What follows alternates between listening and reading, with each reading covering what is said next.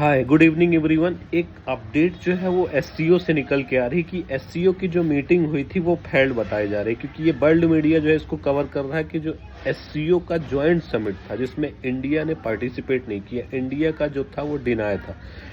मतलब एससीओ का जो जॉइंट समिट हुआ था वो प्रो पाकिस्तान था, मतलब पाकिस्तान को बैक कर रहा था, सिर्फ पाकिस्तान के मुद्दों पे ही बात कर रहा था। इंडिया के जो इश्यूज थे, इंडिया जो टेररिस्ट से रिलेटेड जो इशू फेस कर रहा था वो सब कुछ मेंशन नहीं था।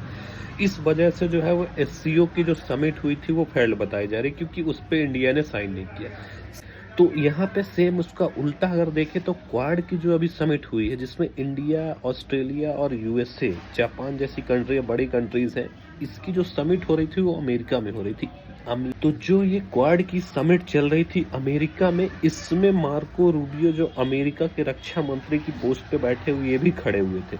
मतलब वहाँ सबके सामने जो क्वाड के मेंबर्स हैं उनके रिप्रेजेंटेटिव उस मीटिंग में थे, वहाँ पे जयशंकर प्रसाद भी थे। उन्होंने ये कहा कि अगर किसी भी कंट्री के द्वारा आतंकवाद इंडिया में फैलाया जाता है, वो कोई भी कंट्री हो, और इंडिया में अगर आतंकवाद फैलाया जाता है उस कंट्री के द्वारा, तो इंडिया ये समझेगा कि उस कंट्री का बैक्ड आतंकवाद है, मतलब उस कंट्री के द्वारा आतंकवाद को सपोर्ट किया जा रहा है। और इस पे इंडिया ने स्ट्रॉन्ग एक स्टेटमेंट भी दिया कि अगर ऐसा अटैक होता है जो टेररिस्ट के द्वारा होता है तो इंडिया इस पे स्ट्रांगली जवाब देगा, वो न्यूक्लियर कंट्री हो या कोई भी कंट्री हो, चाहे कोई न्यूक्लियर का थ्रेट दे या कुछ भी दे, हम उस पे स्ट्रांग रिप्लाई देंगे।